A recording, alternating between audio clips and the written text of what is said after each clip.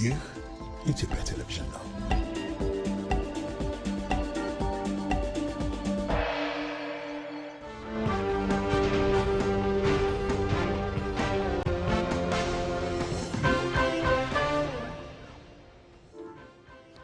ጤና ይስጥልን። ሰላም በኢትዮጵያና በመላው ዓለም ያላችሁ ተከታታዮች እንደምን ቆያችሁ? እዚህ አዲስ አበባ ከሚገኘው የኢቢሲ ዋናው ስቱዲዮ በቀጥታ ስርጭት የሚተላለፍላችሁ የዛሬ አርብ ምሽት ኢቲቪ ዜና 57 2 ሰዓት ነው ተገናኝተናል። አበይት ነጥቦቹን እናስቀድማለን። በሕገ መንግስቱ ዙሪያ የሚነሱ ጥያቄዎች ላይ መምከርና ሕግና ስርዓትን ተከትሎ መስራት እንደሚገባ የሕዝብ ተወካዮች ምክር ቤት አፈ ጉባኤ ታገሰ ጫፎ ገለጹ። ሕገ መንግስት ሊሻሻል የሚችል ሰነድ ነው ወይ? አዎ ሊሻሻል የሚችል ሰነድ። ሕገ መንግስቱ ላይ በእኛ አገር ጥያቄዎች አሉ፣ በትክክል አሉ፣ ጥያቄዎች አሉ። እነዚህ ጥያቄዎች ምንም ይሁኑ ምንም፣ ስፋታቸውም ጥልቀታቸው ምንም ይሁን፣ ጥያቄዎቹ መነሳት የሚችሉበትን መድረክ መፍጠር፣ ጥያቄዎቹ ላይ ደግሞ ምን ማድረግ ነው? መምከር ነው። ኢትዮጵያ ካለፉት 7 ዓመታት ጀምሮ አረሙን ከስንዴው እየለየ የሚሄድ የሪፎርም ጎዳና ላይ ስለመሆኗ ምክትል ጠቅላይ ሚኒስትር ተመስገን ጥሩነህ ተናገሩ። የህዝብ እርካታን ለመጨመርና እድገትን ለማቀላጠፍ የግድ የሚያስፈልገንን ሪፎርም መሆኑንም ሁላችንም መገንዘብ ያስፈልገናል። በአማራ ክልል የሀገራዊ ምክክር የአጀንዳ ማሰባሰቢያ ምዕራፍ ነገ ይጀመራል። ኮሚሽኑ የተሳታፊ ልየታ መርሃ ግብሩን ማጠናቀቁን ተከትሎ ከነገ መጋቢት 27 ቀን 2017 ዓ.ም ጀምሮ እስከ ሚያዝያ 4 2014 ድረስ የክልሉን የአጀንዳ ማሰባሰብ የምክክር ምዕራፍ እንደሚያከናውን በይፋ አሳውቃለሁ። የአዲስ አበባ ከተማ ገቢ ከለውጡ በፊት ከነበረበት በ8 እጥፍ ማደጉን ከንቲባ አዳነች አቤቤ ተናገሩ። አሁን የምንገኝበት መጋቢት ላይ ወደ 150 ቢሊዮን ሰብስበናል። በተቀሩት ወራቶች የቀረውን ሰብስበን 230 ቢሊዮን በዚህ ዓመት መሰብሰብ እንደምንችል አቅደን እየሰራን ነው። እየተሳካም ነው ያለው። ከ8 እጥፍ በላይ እድገት አሳይቷል ማለት ነው ከለውጡ በፊት ከነበረው አንፃር። ቻይና ከአሜሪካ ወደ ሀገሯ በሚገቡ ምርቶች ላይ የ34 በመቶ ታሪፍ ቀረጥ ስለመጣሏ ማስታወቋን ደግሞ ከውጭ ይዘናል። በአውሮፓ ታላላቅ ሊጎች በሳምንቱ መጨረሻ ቀናት እሁድ በማንቸስተር ደርቢ ማንቸስተር ዩናይትድ ከማንቸስተር ሲቲ የሚያደርጉትን ጨዋታ ጨምሮ በርካታ ተጠባቂ መርሃ ግብሮች ይደረጋሉ። ከስፖርት ዓለም አቀፍ የመራረጥናቸው ጉዳዮች ናቸው።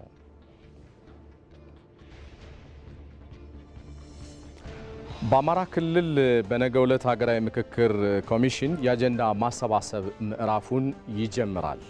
ለመሆኑ ይህ የአጀንዳ ማሰባሰብ ምዕራፍ አካታችና ምልኡ እንዲሆን ኮሚሽኑ ምን እየሰራ ነው ስንል እንጠይቃለን። አጀንዳ ዘገባችንም ሆኖ የሚቀጥል ይሆናል።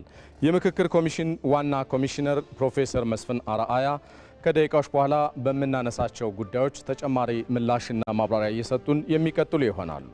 በሌላ መንገድ ኢትዮጵያና ዩጋንዳ ትብብራቸውን ይበልጥ ለማጠናከር ተስማምተዋል። የስምምነታቸው ዋነኛ አንኳር ሀሳቦች የትኞቹ ናቸው? ባልደረባዬ ሀብታሙ ተክለስላሴ ከደቂቃዎች በኋላ ማብራሪያ እየሰጠን ቆይታ የሚያደርግ ይሆናል። ሰለሞን ኃይለ ኢየሱስ ነኝ። አብራችሁ እንድትዘልቁ ጋብዛለሁ። ቀዳሚ ወደ ሆነው ዘገባ ልሻገር። የኢትዮጵያ ንግድ ባንክ 122.5 ሚሊዮን ዶላር ለደንበኞቹ ድልድል ስለማድረጉ አስታወቀ። የኢትዮጵያ ንግድ ባንክ የሀገሪቱን የገቢ ንግድ ለማሳለጥ ከፍተኛ የሆነ የውጭ ምንዛሬ ለክቡራን ደንበኞቹ እያቀረበ እንደሚገኝ ባንኩ ለኢትዮጵያ ቴሌቪዥን በላከው መረጃ አመላክቷል። በዚህም መሰረት በዛሬው ዕለት የደንበኞቹን የውጭ ምንዛሬ ጥያቄ ለመመለስ እንደ አውሮፓ አቆጣጠር እስከ 31 ሶስተኛ ወር 2025 ድረስ 711 የባንኩ ደንበኞች ያቀረቡትን ጥያቄ በሙሉ በመገምገም ከቀረቡት ጥያቄዎች ውስጥ ብዛታቸው 698 ለሆኑ ደንበኞቹ በድምሩ 122.5 ሚሊዮን የአሜሪካን ዶላር ድልድል የተደረገ ስለመሆኑ አስታውቋል። የቀሩት ጥቂት ደንበኞችም ጥያቄ ተጨማሪ የመረጃ ማጣራት ስራ ተሰርቶ በቅርቡ የሚታይላቸው እንደሚሆን ባንኩ ለኢትዮጵያ ቴሌቪዥን በላከው ዘገባ አመላክቷል። በቀጣይም ለደንበኞቹ የውጭ ምንዛሬ ጥያቄ ተገቢውን ምላሽ ለመስጠት ባንኩ ዝግጁ መሆኑንም አስታውቋል።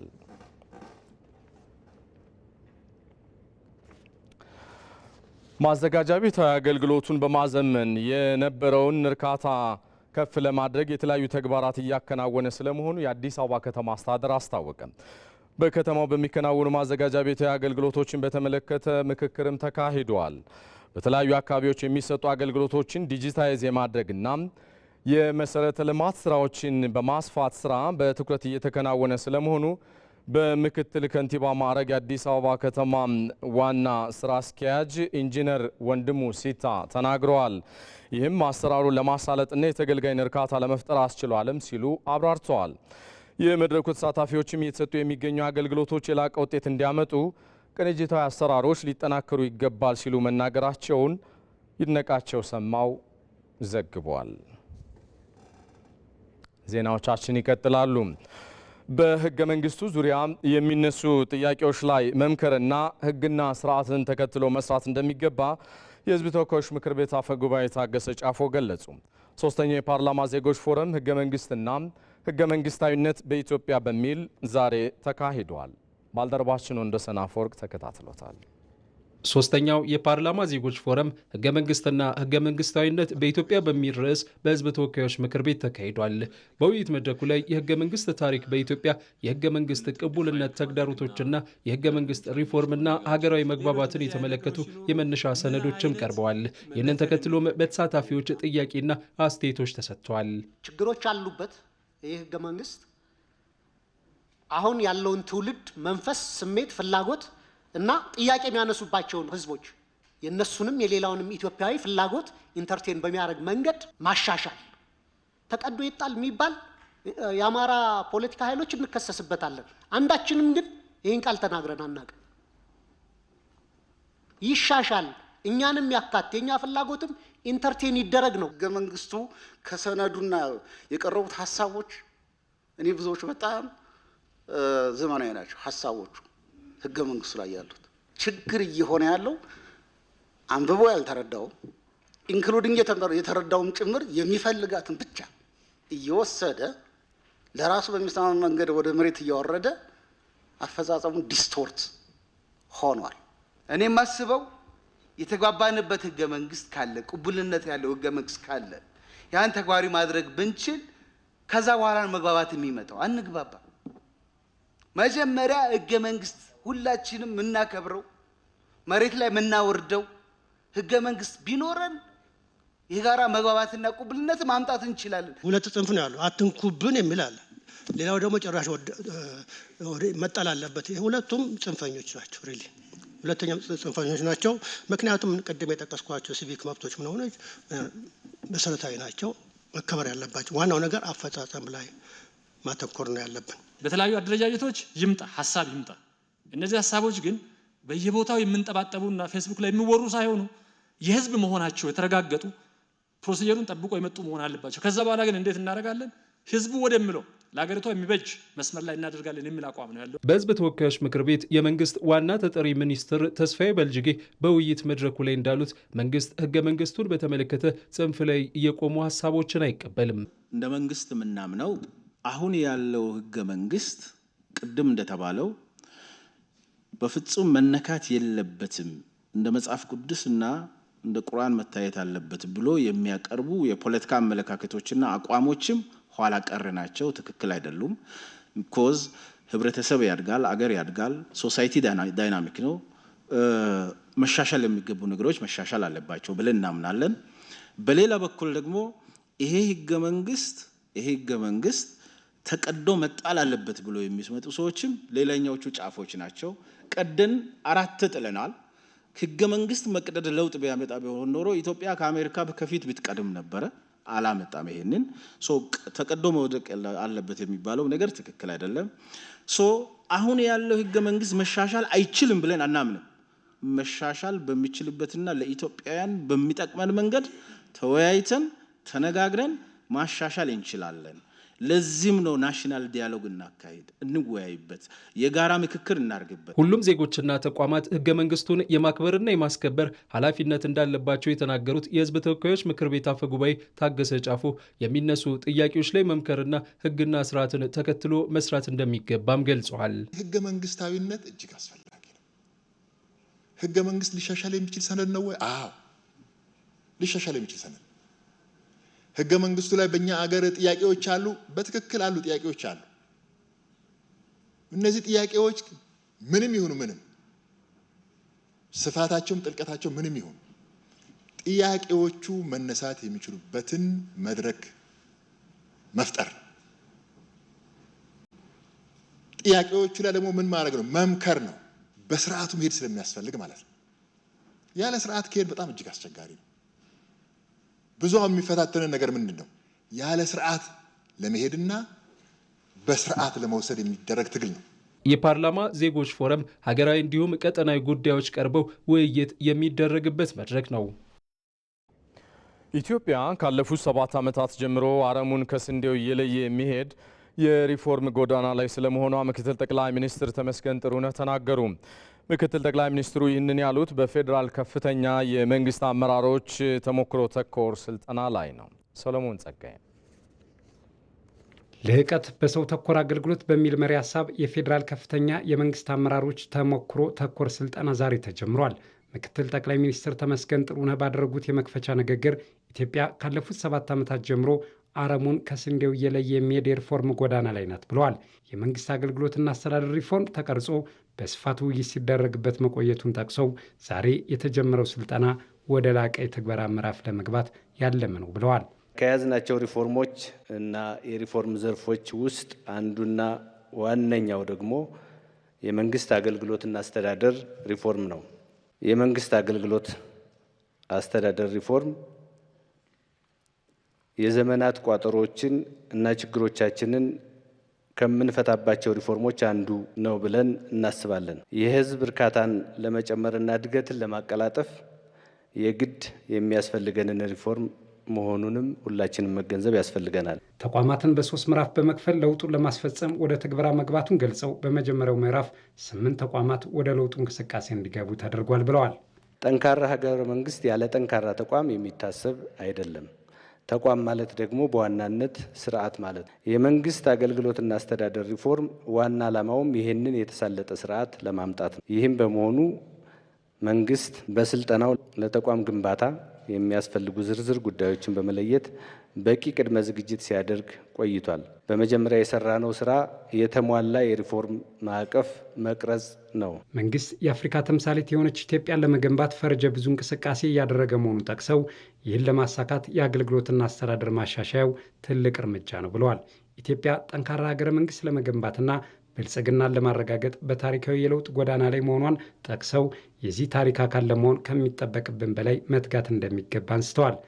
የምንመኘውን ብልጽግና ለማረጋገጥ አፍሪካዊት የብልጽግና ተምሳሌት ሀገር ለመገንባት ያለንን መሻት ለማሳካት የግድ የለውጡ መንግስትና ፓርቲያችን ብልጽግና ማስቀጠል ወሳኝነት አለው። ስለሆነም የመንግስት አገልግሎትና አስተዳደር ሪፎርምን ማሳካት ምርጫ ሳይሆን ግዴታችን ነው ብለን መናገር ማጋነን አይሆንብንም። ኢትዮጵያ የአፍሪካና የዓለም ተምሳሌት ስትሆን መስዋዕትነት ከከፈሉ መካከል ነበርኩበት ብለን ለቀጣዩ ትውልድ የመናገር አቅምና ሞራል እንዲኖረን ዛሬ ከተሰጠን በላይ መስራት ይጠበቅብናል። ስልጠናው የመንግስት አገልግሎትና አስተዳደር ስርዓትን ለመገንባት በሚያስችሉ ፖሊሲዎችና ህግጋት ላይ ያተኮረ ሲሆን የሪፎርሙ የእስካሁኑ አፈጻጸም፣ ያጋጠሙ ችግሮችና የመፍትሄ አቅጣጫዎች ላይ ውይይት ይደረጋል።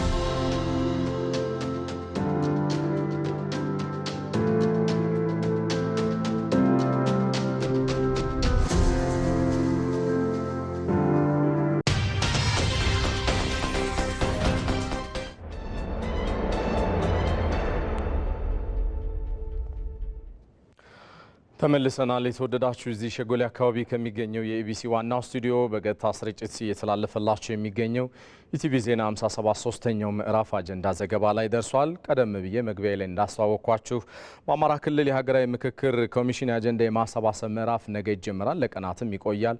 በክልሉ አንዳንድ አካባቢዎች ካለው ነባራዊ ሁናቴ አኳያ ምን ያክል አካታችና አሳታፊ ነው ስንል ቀደም ሲል ያስተዋወቅኳችሁ የሀገራዊ ምክክር ዋና ኮሚሽነር ፕሮፌሰር መስፍን አርአያ ከደቂቃዎች በኋላ ምላሽና ማብራሪያ የሚሰጡን ይሆናል። ከዛ አስቀድሞ የተዘጋጁ ዘገባዎች አሉ፣ እነሱ እንድትከታተሉ ልጋብዛችሁ። በአማራ ክልል የሀገራዊ ምክክር አጀንዳ የማሰባሰብ ምዕራፍ ነገ ይጀምራል። ኮሚሽኑ በክልሉ ነገ የሚጀምረውን የአጀንዳ ማሰባሰብ ምዕራፍ አስመልክቶ ታዲያ ለሚዲያ ባለሙያዎች ጋዜጣዊ መግለጫ ሰጥቷል። ኮሚሽነር መላኩ ወልደ ማርያምና ዶክተር ዮናስ አዳዬ በጋራ በሰጡት በዚህ መግለጫ እንዳነሱት ታዲያም በክልሉ በሚካሄደው የአጀንዳ ማሰባሰብ ምዕራፍ 10 የማህበረሰብ ክፍሎችን የወከሉ ከ4500 በላይ ተሳታፊዎች እንደሚሳተፉ በመግለጫው አስታውቀዋል። በስፍራ የሚገኘው ዘጋቢያችን ሳሙኤል ወርቃየው ተከታዩን አድርሰውናል። የኢትዮጵያ ሀገራዊ ምክክር ኮሚሽን በአማራ ክልል በባህር ዳር ከተማ ከነገ ሚያዝያ 7 ጀምሮ የሚያካሂደውን የምክክር የአጀንዳ ማሰባሰብ ምዕራፍ አስመልክቶ ለሚዲያ ባለሙያዎች መግለጫ ሰጥቷል። መግለጫውን ከሰጡት ኮሚሽነሮች መካከል ኮሚሽነር መላኩ ወልደ ማርያም በክልሉ በአጀንዳ ማሰባሰብ ምዕራፉ ከ4500 በላይ ተሳታፊዎች እንደሚሳተፉ በመግለጫቸው አስታውቀዋል። ከክልሉ 267 ወረዳዎች 10 የማህበረሰብ ክፍሎችን ወክለው የተመለመሉ ከ4500 በላይ ተሳታፊዎች የተለዩባቸው መርሃ ግብሮችን አጠናቋል። ኮሚሽኑ የተሳታፊ ልየታ መርሃ ግብሩን ማጠናቀቁን ተከትሎ ከነገ መጋቢት 27 ቀን 2017 ዓ.ም ጀምሮ እስከ ሚያዝያ 4 2014 ድረስ የክልሉን የአጀንዳ ማሰባሰብ የምክክር ምዕራፍ እንደሚያከናውን በይፋ አሳውቃለሁ። በአጀንዳ ማሰባሰብ ምዕራፉ ከህብረተሰብ ክፍሎች፣ ከመንግስት፣ ከፖለቲካ ፓርቲዎች፣ ከተጽዕኖ ፈጣሪ ግለሰቦች እንዲሁም ከተቋማትና ከማህበራት የተወከሉ ወኪሎች እንደሚሳተፉም ኮሚሽነሩ አስታውቀዋል። የተመረጡ የባለድርሻ አካላት ወኪሎችም የምክክሩን ሀገራዊና ክልላዊ ፋይዳ በጥልቀት በመረዳት ንቁ ተሳትፎ ሊያደርጉ ይገባል ሲሉም ጥሪ አቅርበዋል። የሁሉም ባለድርሻ አካላት ንቁ ተሳትፎ በእጅጉ አስፈላጊ መሆኑን መግለጽ እወዳለሁ። የተመረጣችሁ የባለድርሻ አካላት ወኪሎች የምክክሩን ክልላዊና ሀገራዊ ፋይዳ በጥልቀት በመረዳት ንቁ ተሳትፎ እንድታደርጉ የኢትዮጵያ ሀገራዊ ምክክር ኮሚሽን በታላቅ ትህትና ጥሪ ያቀርብላቸዋል። በመግለጫው የተለያዩ ጥያቄዎች ከጋዜጠኞች የተነሱ ሲሆን ከነዚህ ጥያቄዎች መካከልም ክልሉ በጸጥታ ችግር ውስጥ ሆኖ እንዴት ምክክር ማካሄድ ይቻላል የሚለው ጥያቄ ይገኝበታል። ኮሚሽነር ዶክተር ዮናስ አዳዬ ማብራሪያ ሰጥተውበታል። ለጸጥታው መደፍረስ ለግጭቶቹ መነሻ ምን እንደሆነ በመመካከር እንጂ እንደገና በዚያ በግጭቱ ላይ በኦልሬዲ በሚነድ እሳት ላይ ቤንዚን ማርከፍከፍ ሳይሆን እነዚያን የምናበርድበትን መንገድ ያውም በዚያው መፍትሄ ምክክር ስለሆነ ነው። የታጠቁ ኃይሎች በምክክሩ ውክልና እንዲያገኙና አጀንዳቸውን እንዲያንጸባርቁ ጥረት ተደርጓል ወይ የሚል ጥያቄም ተነስቶ ማብራሪያ ተሰጥቶበታል። በግሩፕ መጥተው አራትም አቅጣጫ ያሉት እንዲህ አድርገናል፣ ከዛሬ ጀምሮ እንደዚህ አብረን እንወያይ እንነጋገር የሚባለውን ነገር ኦፊሻሊ ለሀገራዊ ምክክር የደረሰን ነገር እስካሁን የጠበቅን ነው። በትጥቅ ግጭቱ ውስጥ የሚገኙ ወገኖቻችን የራሳቸውን ልዑካን ብልኩልን እኛ ለመቀበል ዝግጁ መሆናችንን በየሚዲያው ነው የተናገርነው። ዛሬም በዚህ አጋጣሚ ደግሞ ችግሮቻችንን ተመካክረን መፍታት ስላለብን አሁንም የክብር ጥሪ በዚሁ አጋጣሚ ማስተላለፍ እንወዳለን። የኢትዮጵያ ሀገራዊ ምክክር ኮሚሽን በኢትዮጵያ አላግባባ ያሉ ቁርሾችን በምክክር ለመፍታት ያመች ዘንድ ተቋቁሞ በተለያዩ ክልሎች የተለያዩ ተግባራትን ሲያከናውን መቆየቱ የሚታወስ ነው። ይህ በዚህ እንዳለ በሀገራዊ ምክክሩ ለጥያቄዎቻቸው ምላሽ እንደሚያገኙ እምነት እንዳላቸው የባህር ዳር ከተማ ወጣቶች ተናገሩ። ከአንድ ዓመት በላይ ባስቆጠረው ግጭትም ከጦርነት ያተረፍነው ሞትና ጉስቁልና ነው ያሉት ወጣቶቹ በግጭት ውስጥ የሚገኙ ወገኖች የቀረበውን የምክክር አማራጭ በመጠቀም ምላሽ እንዲሰጡ ጥሪያቸውንም አቅርበዋል። በምክክሩ ሕዝብን በመወከል ሀገርን የማጽናት ኃላፊነት ያለባቸው የምክክሩ ተሳታፊዎች ስኬታማ ቆይታ እንዲኖራቸው የበኩላቸውን እንደሚወጡም ወጣቶቹ ለኢትዮጵያ ቴሌቪዥን ተናግረዋል። አስተያየቶቹን ተስፋውን ደስታ አሰባስቦ ልከውልናል። ተከታተሉትና እንመለሳለን። ሀገራዊ ምክክር ኮሚሽኑ በባህር ዳር ከተማ መደረጉ ጥሩ ነው። እንደ ክልል እንደ አማራ ክልል የአማራ ሕዝብ የሚያነሳቸውን ጥያቄዎች በሰላማዊ መንገድ በውይይት ችግሮችን የሚፈታበት መንገድ ይኖራል ብዬ አስባለሁ። በጣም ደስ ይላል። አንድ ችግር መፈታት የሚችለው መመካከር ነው። ከቤተሰብ ጀምሮ ምክክር፣ ውይይት ያስፈልጋል። ስለዚህ መመካከራችን ይጠቅማል ብዬ አስባለሁ። እኔ እንደ ሴት ማለት ከዚህ በፊት ይዘናቸው የኖርናቸውን ሀሳቦች ችግሮቻችን ይፈታልናል ብዬ አስባለሁ። በአጠቃላይ ብዙ ሀሳብ አለብን፣ ብዙ ጥያቄዎች አሉብን እንደ አማራ። ስለዚህ እነዚህን ጥያቄዎች ይፈታልናል ብዬ አስባለሁ። ሀገራዊ ምክክር ከአማራ ክልል የሚመጡ ብዙ እንግዶች አሉ። ስለዚህ በጣም ደስተኛ ነኝ። ምክንያቱም ነገሮችን በውይይት በንግግር በጠረጴዛ ዙሪያ ለመፍታት በጣም ደስተኛ ነኝ። ስለዚህ ይሄ ደግሞ እንደ ሀገርም እንደ ክልልም ነገሮችን ተግባብቶ ችግሮችን ለመፍታት ከፍተኛ አስተዋጽኦ ይኖራል ብዬ ጠብቃለሁ። እንደሚሆንም እርግጠኛ ነኝ። ሁሉም ሰው ጥያቄ አለኝ የሚለውን በመያዝ በንግግር እንድናምን ባህላችን፣ እሴቶቻችንም ከዚህ ወጡ እንዳይሆኑ ያደርግልናል ብዬ ነው ማምነው እንደኔ ማለት ነው። አሁን ላለው የሰላም እጦት ችግሮችን ይፈታል። ሌላው ማንኛውም ሰው በምክክር ሀገርን ማስቀጠል እንደሚቻል አምናለሁ። እንደዛም እንዲሆን ያደርጋሉ ብዬ ተስፋ አደርጋለሁ። ሀገራዊ ምክክር ኮሚሽኑ ወደዚህ ሲመጣ ትልቁ ነገር ምንድነው? የሰለጠነ ፖለቲካ ያዳብራል ብዬ አስባለሁ። ከጦርነት ነፃ የሆነ ኃይልን የመጠቀም አማራጭን ትቶ በንግግር በድርድር ችግሮችን የመፍታት የሰለጠነ ፖለቲካ ማዳበር ትልቅ ግብአት ይሆናል ብዬ አስባለሁ። እንግዲህ ጫካ ያሉ ወንድሞቻችን ማስተላልፈው መልእክት ምንድነው? አሁን እየተፈጠረ ያለው ችግር ጉዳቱን እኛን ነው ያው የሚታይ ነው። ጉዳቱ በሁለቱም ወገን እያስተናገደ ያለው የሰው ሞትም ሆነ የንብረት ውድመት እያስተናገደ ያለው ማህበራዊ እንቅስቃሴውን መክታት ያለው እኛ ጋር ነው። ስለዚህ ችግሩ የኛው መሆኑን አውቀው አለኝ የሚሉትን የአማራ ሕዝብ ጥያቄ የሚሏቸውን ጥያቄዎች ነቅሰው በማውጣት በሀገራዊ ምክክር ኮሚሽኑ ቢሳተፉና የሰለጠነ ፖለቲካ ባህል ማዳበር ቢችሉ ትልቅ ትርጉም አለው ብዬ አስባለሁ። አማራ ክልል ከተደነቀበት የጦር አደጋ ከኢኮኖሚ ጫና ችግሮችን ፈተን ወደ ዘላቂ መፍትሄ መምጣት አለብን የሚል ሀሳብና አስተያየት አለኝ። ምክንያቱም ጦርነት የመጨረሻው መፍትሄ ስለማይሆን ማለት ነው። ያለኝ ሀሳብና አስተያየት ይሄ ነው። ስለዚህ ኑ እንነጋገር፣ እንምከር ትላለች ኢትዮጵያ።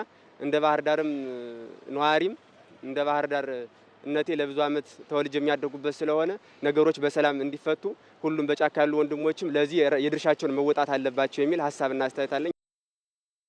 ተመልሰናል። የተወደዳችሁ ኢቲቪ ዜና 57ን በአጀንዳ ምዕራፉ እየተከታተላችሁ ትገኛላችሁ። ቀደም ብዬ ያስተዋወቅኳችሁ እንግዳ ጋር ቆይታ የማደርግ ነው የሚሆነው። እንግዳችን የሀገራዊ ምክክር ኮሚሽን ዋና ኮሚሽነር ፕሮፌሰር መስፍን አርአያ ናቸው። መጠነኛ ቆይታ የሚኖረን ይሆናል። በቀጥታ መስመራችን ከባህር ዳር ዋና ኮሚሽነር ፕሮፌሰር መስፍን በጣም ነው ለጊዜው አብዝቼ የማመሰግነው። እስኪ እንግዲህ ከነገ ጀምሮ የሚጀመረው ሀገራዊ ምክክር ኮሚሽን በባህር ዳር አጀንዳ የማሰባሰብ አጠቃላይ ስራው አካታችና አሳታፊ እንዲሆን እንደው ቅድመ ዝግጅቱ ምንድን ነው የሚመስለው? አመሰግናለሁ ሰለሞን። ያለው ድባብ በጣም ደስ ይላል። ከነገ ጀምሮ ከ263 ወረዳዎች የተለያዩ ማህበረሰብ ክፍሎች ለሚቀጥሉት 4 ቀናት የሚሳተፉበት ሂደት ይኖረናል። ይህም በጋራ ተሰባስበው በየማህበረሰቡ ስለ አጀንዳዎቻቸው ተነጋግረው ወደሚቀጥለው ወለል ማለትም ከክልሉ ተሳታፊዎች ጋራ በጋራ አጀንዳ ለሚሰጡት ተወካዮቻቸውን መርጠው ወደ የመጡበት የሚመለሱበት አሰራር ነው ያለን። እንግዲህ ሁላቸውም በዚህ በባህር ዳር ከተማ ላይ ይገኛሉ። ዝግጅቶቹ ተጠናቀዋል። ኮሚሽነሮቹ ሁሉም በሚባል መልኩ ባህር ዳር ነው የሚገኙት። እንግዲህ ነገ ዋናው የወረዳዎች ተሳትፎ ከተከፈተ በኋላ ቀደም ብዬ እንዳልኩት በቀጣይነት ተሳታፊዎቹ በጋራ ስለ አጀንዳዎቻቸው ተነጋግረው ወኪሎቻቸውን መርጠው ሚያዝያ 1 ጠቅላላው የክልሉም ባለድርሻ አካላት የተለያዩ ባለድርሻ አካላት በተገኙበት እንግዲህ በተጨማሪ 3 ቀናት እንደገና አጀንዳዎቻቸው ላይ ተነጋግረው ለኢትዮጵያ ሀገራዊ ምክክር ኮሚሽን አጀንዳዎቻቸውን የሚያስረክቡበት ሂደት ነው ያለው። በአጀንዳ ማሰባሰብ ምዕራፉ እንግዲህ ከተለያዩ የማህበረሰብ ክፍሎች ቀደም ሲል የጠቀሷቸው 263 ወረዳዎች የተውጣጡ የማህበረሰብ ክፍሎች ተሳታፊ ይሆናሉ እና የታጠቁ ወገኖች ባሉበት ነው እንግዲህ አጀንዳ ማሰባሰብ ሂደቱን የምታደርጉት። ከሁሉም ወገኖች ይህን ነገር በቅንነት ተረድቶ ለውጤታማነቱ መሳካት ምንድን ነው የሚጠበቀው ይላሉ?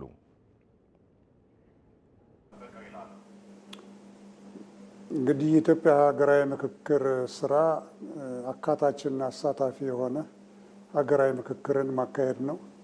በዚህ ሂደት ውስጥ ወደዚህ ሂደት ያልመጡ የፖለቲካ ፓርቲዎች በተለያዩ ቦታ በትጥቅ ትግል ላይ የሚገኙ ቤተሰቦቻችን በዚህ ሂደት ውስጥ እንዲሳተፉ ከመጀመሪያው ጊዜ ጀምሮ ጥሪ ስናቀርብ ቆይተናል።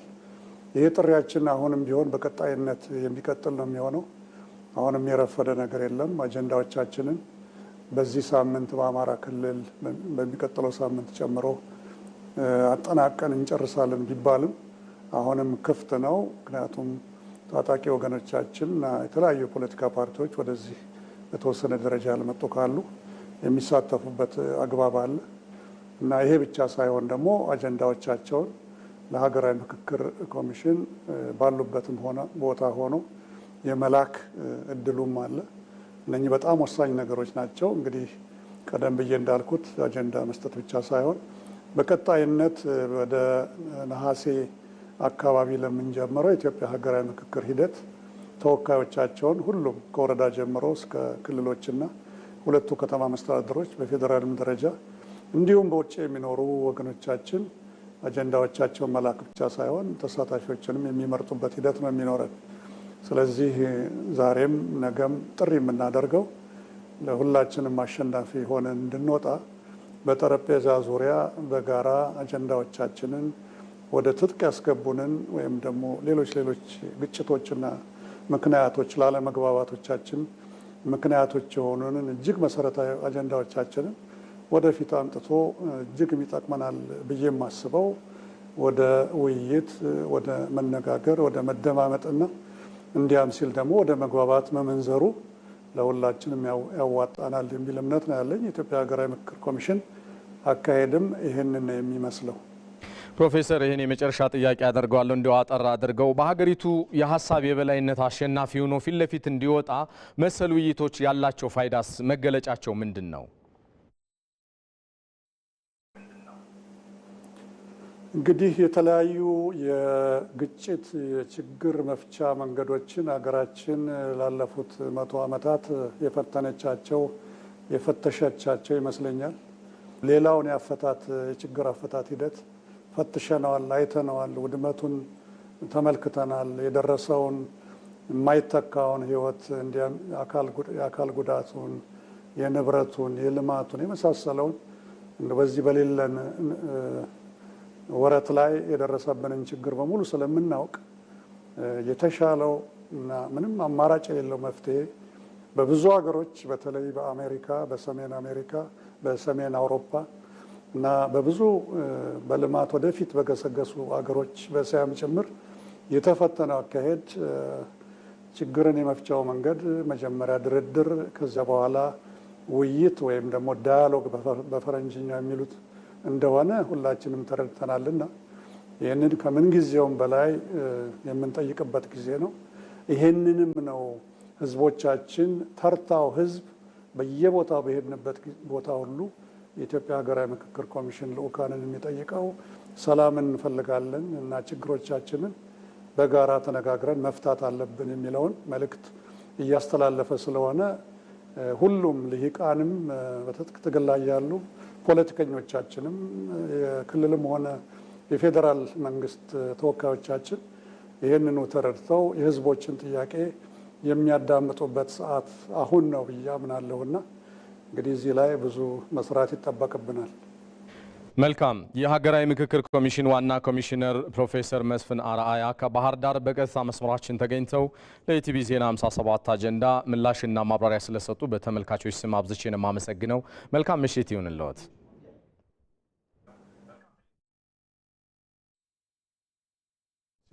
እግዚአብሔር ይስጥልኝ። ተመልካቾቻችሁን ጨምሮ እግዚአብሔር ይስጥልኝ። መልካም ምሽት።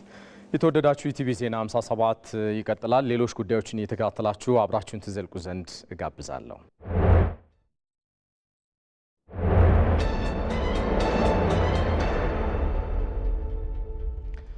ተመልሰናል። ኢቲቪ ዜና 57 ወደ ሌሎቹ ጉዳዮችም ይሻገራል።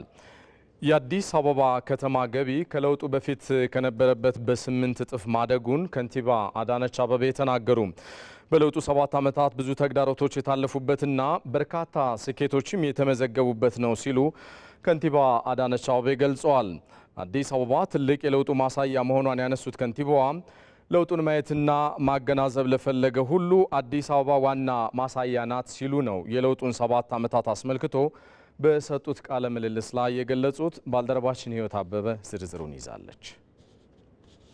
የመንግስት ለውጡን ተከትሎ በአዲስ አበባ ከተማ የሰው ተኮር ስራዎችን ጨምሮ ፖለቲካዊ፣ ኢኮኖሚያዊና ዲፕሎማሲያዊ ስኬቶች መመዝገባቸው ይነገራል። የአዲስ አበባ ከተማ ከንቲባ አዳነች አቤቤ የለውጡን 7 ዓመታት ተከትሎ በሰጡት ቃለ መጠይቅ ላይ ከምጣኔ ሀብት አኳያ የከተማዋ ገቢ ከለውጡ በፊት ከነበረው ጋር ሲነጻጸር ከፍተኛ እድገት የታየበት መሆኑንም አብራርተዋል። አዲስ አበባ ከሀገሪቱ ጂዲፒ ከ40 እጅ በላይ ነው አስተዋጽኦ እያደረገች ያለችው። ይሄ በየጊዜው የመጣ ትልቅ ለውጥ በብዙ እጥፍ ከ8 እጥፍ በላይ እድገት አሳይቷል ማለት ነው ከለውጡ በፊት ከነበረው አንፃር። በዛው ልክ የአዲስ አበባ አመታዊ በጀትና አመታዊ ገቢ ያው እኩል ነው። በራሷ ገቢ የምትተዳደር ከተማ እንደመሆኗ መጠን ወደ 30 ቢሊዮን አካባቢ ነበረ 2010 ላይ የአዲስ አበባ አመታዊ በጀትም የምትሰበስበውም ገቢ ይሄው 30 ቢሊዮን ነው የነበረው። እዛ ላይ ደርሶ ነበር። 2017 አሁን የምንገኝበት መጋቢት ላይ ወደ 150 ቢሊዮን ሰብስበናል። በተቀሩት ወራቶች የቀረውን ሰብስበን 230 ቢሊዮን በዚህ አመት መሰብሰብ እንደምንችል አቅደን እየሰራን ነው፣ እየተሳካም ነው ያለው። የኮሪደር ልማት ሰፋፊ መንገዶችን ከመስራት ባለፈ የተበጣጠሱ የመሰረተ ልማቶችን አንድ ያደረገና በርካታ ትሩፋቶችን ለመዲናዋ ይዞ ነው የመጣው ከንቲባ አዳነች አቤቤ። መጋቢት አመታችን ነው። በአንድ አመት ውስጥ የአዲስ አበባ ጎዳናዎች በከፍተኛ ሁኔታ ተቀይረዋል። መንገዶቿ ሰፍተዋል። አዳዲስ የመንገድ መሰረተ ልማቶችን ገንብተናል። የመንገድ ኔትወርኩ በጥሩ ሁኔታ እየተያያዘ መጥቷል። አንዱ ፕሮጀክታችን ከሌላ ፕሮጀክታችን ጋራ የማያያዝ ሁኔታው እየተሳካ የመጣበት እንደሆነ ማየት እንችላለን። በርካታ የኢትዮጵያ ልጆች የስራ እድል አግኝተውበታል። የኮንስትራክሽን ዘርፉ ተነቃቅቷል። በአገልግሎት አሰጣጥ ዘርፍ በአዲስ አበባ ከተማ አስተዳደር ተጨባጭ ለውጥ እየመጣ መሆኑን የሚናገሩት ከንቲባ አዳነች አቤቤ ከመንግስት ስርዓት ጋር ተቆራኝቶ የነበረውን አሰራር በመቀየርና ምቹ የስራ አካባቢ መፍጠር ላይ በርካታ ተግባራት መከናወናቸውንም ነው ያብራሩት። የተቋም ግንባታ ለአዲስ አበባም ቁልፍ ስራ ነው። በተለይ ደግሞ የሀገራችን መዲና እንደመሆኗ ብዙ ዲፕሎማቶች የሚኖሩባት፣ አገልግሎት የሚፈልጉባት፣ አፍሪካኖች ዋና ከተማችን ብለው የሚጠሯት ከተማ ላይ የሚሰጠው አገልግሎት ተወዳዳሪ፣ ፈጣን፣ ደረጃውን የጠበቀ መሆን መቻል አለበት ነው። ይህንን ለማድረግ አንዱ ተቋማቶች በአስተሳሰብ ደረጃ የህዝብ አገልጋይ ነን ብለው ራሳቸውን እንዲገነቡ የማድረግ ስራ ነው እየሰራን ያለነው።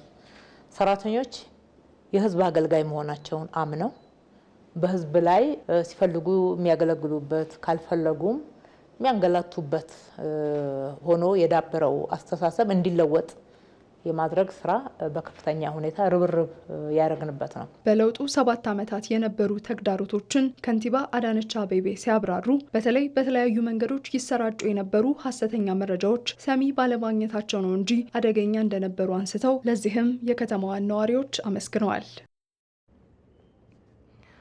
ኢትዮጵያና ዩጋንዳ ትብብራቸውን ይበልጥ ለማጠናከር ተስማሙ። 4ኛው የኢትዮ ዩጋንዳ የሚኒስትሮች የጋራ ኮሚሽን ስብሰባ ተካሂዷል። በውጭ ጉዳይ ሚኒስትር ዶክተር ጌዲዮን ጢሞቴዎስና የዩጋንዳው አቻቸው ጄኔራል ኦዶንጎ ጄጄ አቡበከር የተመራው የሀገራቱ የሚኒስትሮች የጋራ ውይይት የትብብር መስኮቹን በማስፋት ግንኙነታቸውን ወደ ላቀ ደረጃ ማሻገር የሚችሉ ስምምነትና የመግባቢያ ሰነዶችን በመፈራረም ነው የተጠናቀቀው። እዚሁ ጉዳይ ላይ እንቆያለን። የሁለቱ ሀገራት ስምምነትን በተመለከተ ሲከታተል የቆየው ዘጋቢያችን ሀብታሙ ተክለስላሴ ተጨማሪዎችን ሊያጋራን በቀጥታ መስመራችን ላይ ነው የሚገኘው። ሰላም ላንተ ባልደረባዬ፣ እንደምን ቆየህ? የኢትዮጵያና ዩጋንዳ የስምምነት ማዕቀፎች ዋና ዋና ሀሳቦችና ትኩረታቸው ምን ላይ ነበር የሚለውን ንገረን እስኪ። አመሰግናለሁ ሰለሞን፣ እንደምን ቆይተሃል? እንግዲህ አንተም በመግቢያ ውስጥ ታነሳ እንደነበረው ኢትዮጵያና ዩጋንዳ አራተኛውን የሚኒስትሮች የጋራ ኮሚሽን ስብሰባ እንግዲህ ዋና ዋና የሚባሉ በጣም የሁለቱን ሀገራት ግንኙነት ወደ ላቀ ደረጃ ያሸጋግራሉ የሚባሉ ርዕሰ ጉዳዮች ላይ ወይንም ሀሳቦች ላይ ተነጋግረው ስምምነት በማድረግ ነው የተጠናቀቀው። እንግዲህ ቀደም ሲል እንዳልከው አንተም በሚኒስትሮች ደረጃ የተመራ ነው ይሄኛው ስብሰባ። የውጭ ጉዳይ ሚኒስትር ጌዲዮን ጢሞቴዎስ አሉ። በዛኛው ወገን ደግሞ በዩጋንዳ ወገን ደግሞ የዩጋንዳ ውጭ ጉዳይ ሚኒስትር ኦደንጎ ጄጄ አቡበከር አሉ። እሳቸው እንግዲህ አጠቃላይ ሁኔታውን በመምራት እንግዲህ ይህን ውይይት በጣም በተሳካ ሁኔታ አካሂደዋል ብሎ ማንሳት ይቻላል። እንግዲህ ኢትዮጵያና ዩጋንዳ በጣም የትብብር መስኮቻቸው በጣም ሰፊ ናቸው። ከፍ ያለ ወዳጅነትም ጭምር በሚባል ደረጃ የሚገለጽ ጥሩ ግንኙነት አላቸውና ይህን ግንኙነታቸውን ከፍ የሚያደርጉ ጉዳዮች ላይ ነው እንግዲህ ዛሬ ተስማምተው ስምምነትም የተፈራረሙት ማለት ነው። ዋና ዋናዎቹን ከተመለከትን ለምሳሌ ከዚህ ቀደም በነበሩት ዓመታት የሰላምና ደህንነት ጉዳዮችን ማንሳት እንችላለን። በምስራቅ አፍሪካ ብዙ የጸጥታ ችግሮች ያለበት እንዲሁም ደግሞ የሽብር እንቅስቃሴዎች ያሉበት ጭምር እንደመሆኑ መጠን በተለይ ሶማሊያን ጨምሮ እንግዲህ በአሚሶም አሁን ደግሞ በአትሚስ በኩል ወታደሮችን በማዋጣት ጭምር ሁለቱ ሀገራት ጠንካራ የሚባል የሰላምና ደህንነት ስራን በስፋት ይሰራሉ። ስለዚህ ይህንን ማጠናከር የሚቻልበትንም ሁኔታ ጭምር ዛሬ መክረዋል ማለት ነው። ሌላኛው እንግዲህ በናይልን ጉዳይ በተመለከተ ነው። እንግዲህ ዩጋንዳ እንደምናውቀው የላይኛው ተፋሰስ ሀገር ናት። የናይል ቤዝን ኢኒሼቲቭ የሚባለው የትብብር ማዕቀፍ ደግሞ ያለው የዋና መቀመጫውን ያደረገው ዩጋንዳ ኢንቴቤ ነው። እሱ ብቻ አይደለም፣ የመሪዎች ስምምነት የሚባል ከናይል ውሃ አጠቃቀም ጋር የተያዘ ስምምነት አለ። ይህን ስምምነት ከፈረሙ ሀገራት መካከል ደግሞ እቺው ሀገር ዩጋንዳ ትጠቀሳለች እና በዚህ ውስጥ እንግዲህ የናይል ውሃን በፍትሃዊነት መጠቀም በተመለከተ በጣም ጥሩ የሚባል ከኢትዮጵያ ጋር የተመሳሰለ አቋምን የምታራምድ ሀገር ናትና በእነዚህ መስኮች ላይ በስፋት ይሰራሉ። ንግድም እንዲሁ በጣም ጠንካራ የሚባል ግንኙነት መስክ ነው ብሎ ማንሳት ይቻላል። አሁን ግን በተለያዩ መስኮች በተለይ ደግሞ እስካሁን የነበረውን ሂደት በአጠቃላይ በመገምገም በሶስቱ የኮሚሽኑ ስብሰባ ላይ የተነሱ ነጥቦችን የበለጠ በማሳደግ አሁን በአራተኛው ላይ ሰፋፊ ጉዳዮችን አንሰው ለመነጋገርና ለመስማማት መቻላቸው ነው እንግዲህ የተነገረው። ከስምምነቱ በኋላ ጋዜጣዊ መግለጫ ሰጥተው ነበር የውጭ ጉዳይ ሚኒስትር ጌዲዮን ጢሞቴዎስ፣ ዶክተር ጌዲዮን ጢሞቴዎስ እሳቸው የትብብር መስኮቹ ምንድን ናቸው የሚለውን በተመለከተ የተናገሩታል። እሱን በአጭሩ እንከታተል። በፖለቲካ፣ በጸጥታ፣ በኢኮኖሚ፣ በኢንቨስትመንት፣ በንግድ፣ በኃይል አቅርቦት መስክ ያሉ እንዲሁም በአቪዬሽን ዘርፍ ያሉ ትብብሮቻችንን የምናጠናክርበትን መንገድ ለይተን ስምምነት ላይ ደርሰናል። ስለዚህ ይሄ ፍሬያማ የነበረ ውጤታማ የነበረ የጋራ ኮሚሽን መድረክ ነው። በቀጣይ የሁለቱን ሀገራት ግንኙነት ይበልጥ የሚያጠናክር ስር እንዲሰድ የሚያደርግ ጥሩ ውይይት ነበረ። እንግዲህ ሁለቱ ሀገራት በተለይ ደግሞ በኃይል አቅርቦት ጋር በተያያዘ ድንበር ተሻጋሪ የሚባል የኃይልና እንዲሁም የመሰረተ ልማት ስራዎችን በጋራ መስራት ይፈልጋሉ። ይህም እንግዲህ በስምምነት ማዕቀፍ ውስጥ የተካተተ ነው። በጣም ጠንካራ የሚባሉ ከፍ ያሉ ለወደፊትም አብረው ሊሰሩባቸው የሚችሉባቸውን ነገሮች ሊያጠናክር የሚችልና በዲፕሎማሲ አኳያ ደግሞ ከፍ ያለ ትብብርና ወዳጅነትን መፍጠር የሚችሉባቸው ስምምነቶች ነበሩ። ሰለሞን ባልደረባዬ ሀብታሙ ተክለስላሴ በቀጥታ መስመራችን የሁለቱን ሀገራት የስምምነት ዋና ዋና ነጥቦችን ሰፋ ባለው ማብራሪያ ስላደረስክ እናመሰግናለን። መልካም ምሽት። ሌሎች ጉዳዮቻችንም ይቀጥላሉ። ሰባተኛው የኢትዮጵያ ቀን በካታር የባህልና ስፖርት ፌስቲቫል ኢትዮጵያውያንና ትውልደ ኢትዮጵያውያን በተገኙበት በድምቀት ተካሂዷል። በመርሃ ግብሩ ላይ የተገኙት በካታር የመንና ኢራን የኢፌዴሪ ልዩ መልእክተኛና ባለሙሉ ስልጣን አምባሳደር ፈይሰል አሊ ኢብራሂም ሀገሪቱ ለውጡ በውጭ ግንኙነት ሪፎርም የሰራው ስራ በውጭ የሚኖሩ ኢትዮጵያውያንና ትውልደ ኢትዮጵያውያን ቀና ብለው እንዲሄዱ ያስቻለ ስለመሆኑ አስታውቀዋል። በካታር የኢትዮጵያ ኮሚዩኒቲ ማህበር ሊቀመንበር አሚኑ ኑር በበኩላቸው 10 ዓመታትን የተሻገረው ይሄው ማህበሩ ኢትዮጵያውያኑ እርስ በርስ ግንኙነታቸውን እንዲጠናከር በማድረግ ዜጎች ሰብአዊ ክብራቸው እንደዚሁም መብትና ጥቅማቸው እንዲከበር እየተሰራ ስለመሆኑ አብራርተዋል። መርሃ ግብሩ ኢትዮጵያውያን በሚያስተዋውቁ የኢትዮጵያ ጸጋዎች የቀረቡና የእግር ኳስ የፍጻሜ ውድድርም የተካሄደበት ነበረ።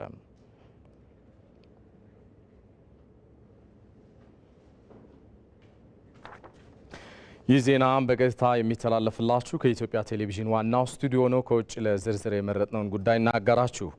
ቻይና ከአሜሪካ ወደ ሀገሯ በሚገቡ ምርቶች ላይ የ34 በመቶ ታሪፍ ቀረጥ ስለመጣሉ አስታወቀች። ቻይና ይህንን ያደረገችው አሜሪካ የጣለችባትን ታሪፍ ተከትሎ የመልስ ምት መሆኑን አስታውቃለች። አለም ነሐሴ በዝርዝር ተመልክቶታል። European Union, they're very tough, very tough traders. የአሜሪካው ፕሬዝዳንት ዶናልድ ትራምፕ የአርነት ቀን ሲሉ በቀጸሉትና የዓለም ኢኮኖሚን ድንገት የተላጠ የኤሌክትሪክ ሽቦ የረገጠ ያክል የነዘረው የታሪፍ እርምጃቸው ለድርድር ክፍት ይሆን የሚለው በውጭ ሀገራት መሪዎች፣ በአሜሪካ ሪፐብሊካን ሕግ አውጪዎችና የዎል ስትሪት መዋዕለ ንዋይ አፍሳሾች ዘንድ አንገብጋቢ ጥያቄና ተስፋ እየሆነ መምጣቱ ታውቋል። ትራምፕ ዓለምን ከአጽናፍ አጽናፍ የነካ የታሪፍ እርምጃቸው የዓለም አቀፍ ገበያዎችን ቢንጥምና የኢኮኖሚ ድቀት ፍራቻ ቢያንሰራፋም ፈገግታቸውን ከፊታቸው ላይ አላጠፋውም። ትራምፕ በአንድ አፍታ ዎል ስትሪትን ከ2.5 ትሪሊዮን ዶላር በላይ መዋዕለ ንዋይ እጥብ አድርጎ ያሳጣና ዓለምን ካንገዋለለ እርምጃቸው በኋላም ለጋዜጠኞች ማብራሪያ ለመስጠት ከዋይት ሃውስ ሲወጡ ለተመለከታቸው አስቸጋሪ ደዌ የተጠናወተ ህሙም ላይ የተሳካ ቀዶ ጥገና አከናውነው ከኦፕሬቲንግ ቲያትር የሚወጣ ቀዶ ጠጋኝ ዶክተር ይመስሉ ነበር። ጥሩ እየሄደ ነው ብዬ ነው የማስበው አሉ በደቡባዊ የዋይት ሃውስ ጨፌ ላይ ለተኮለኮሉት ጋዜጠኞች። በታሪፉ ጦስ በቀነሰው ምርት ምክንያት አንድ የአሜሪካ መኪና ሰሪ ኩባንያም 900 የሰዓት ተቀጣሪ ሠራተኞችን ከሥራ ማገዱን አስታውቋል። ትራምፕ ግን አንድ ህመምተኛን ቀዶ ጥገና የማድረግ ያህል ነው አሉ አስተያየታቸውን ሲቀጥሉ። ፕሬዚደንቱ የጣሉት አዲሱ ቀረጥ በሳምንቱ መጨረሻና በሚቀጥለው ሳምንት ውስጥ የሚጀምር ነው። ውሳኔው በተግባር መንከስ ሲጀምር የዓለም ኢኮኖሚ መስመሩን ስቶም የት እንደሚደርስና የትራምፕ ኢኮኖሚያዊ ስልጠትና ብልጠትም ፈተና ላይ ይቀመጣል።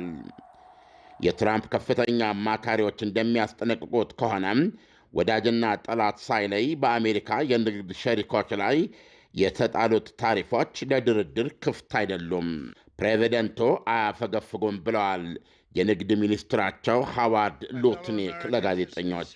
ይሁንና ራሳቸው ፕሬዚደንት ዶናልድ ትራምፕ የሚቀርቡላቸው አማራጮች ጥሩ ሐሳቦች ከሆኑ ለውይይት ዝግጁ መሆናቸውን አስታውቀዋል። ሁሉም አገር ደውሎልናል። የሥራችን ውበቱም ይሄ ነው። ራሳችንን የሹፌሩ ወንበር ላይ አስቀምጠናል ብለዋል። ፕሬዚደንታዊ አውሮፕላናቸው ኤርፎርስ ዋን ላይ ሆነው ደግሞ አብረው ለተሳፈሩ ጋዜጠኞች ሲናገሩም እነዚህ ሀገሮች አሉ ትራምፕ በመግለጫቸው ተሻምተው ስልክ የደወሉላቸውን አገራት ማለታቸው ነው። እነዚህ አገሮች ውለታ እንዲውሉልን ፈቃደኛነታቸውን ጠይቀናቸው ቢሆን ኖሮ መልሳቸው እምቢየው ይሆን ነበረ።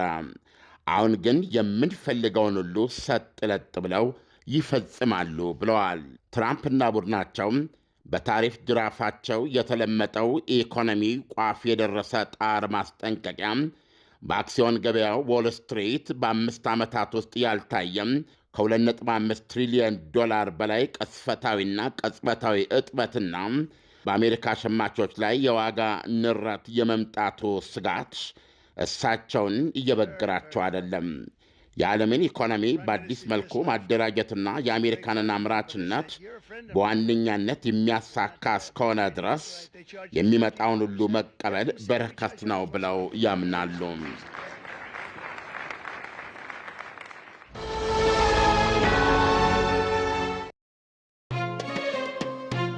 ኢማን አላብሱን ስለሄደው ወር ቀልባችን ታርቀን በእምነት እንድንበረት በሬዎች እንዲሁም በውጭ ሐዋላ አስተላላፊ ድርጅቶች በኩል ገንዘብ ሲላክሉ በዕለቱ የምንዛሬ ዋጋ ላይ የ12 ብር ተጨማሪ ጉርሽ የሚያገኙ መሆኑን በአክብሮት እንገልጻለን። ኢድ ሙባረክ። ሲቢ ኑር የተሟላ ከወለድ ነፃ የባንክ አገልግሎት።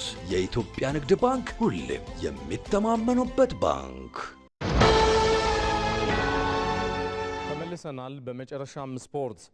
በአውሮፓ ታላላቅ ሊጎች በሳምንቱ መጨረሻ ቀናት እሁድ በማንቸስተር ደርቢ ማንቸስተር ዩናይትድ ከማንቸስተር ሲቲ የሚያደርጉት ጨዋታን ጨምሮ በርካታ ተጠባቂ መርሃ ግብሮች ይካሄዳሉ። በጣሊያን ሴሪኤ 31ኛ ሳምንት ነገ ሮማ ከዩቬንቱስና አታላንታ ከላዚዮ የሚያደርጓቸው ጨዋታዎችም ትልቅ ትኩረትን አግኝተዋል።